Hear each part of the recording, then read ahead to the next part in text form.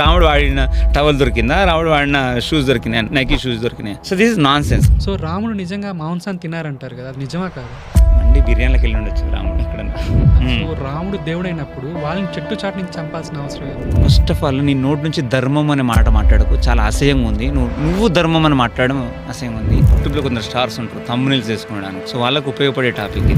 So Prabhas మంచోడు కాబట్టి కర్ణుడు మంచోడు అనిపిస్తుంటుంది. నిజంగా మనం వెళ్ళి అసలు నిజంగా ఏంది గొప్పతనం ఉందా లేదా, అర్జునుడు గొప్పవాడా కర్ణుడు గొప్పవాడా మనం అవన్నీ ఆలోచించాం. వాల్మీకి మహర్షి ఎంత తపస్సు చేసి తన యోగశక్తిని అంతా ఉపయోగించుకొని నీకు అద్భుతమైన కావ్యాన్ని రాస్తే నువ్వు రావణాసురుడు చెప్పులు దొరికినాయి టవల్స్ వెతుకోవడం బంద్ చేయాలి మనం.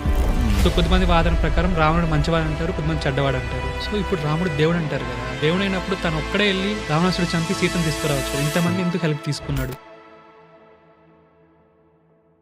మీరు ఒక్క మాటలో సనాతన ధర్మం గురించి చెప్పాలంటే ఏమంటారు?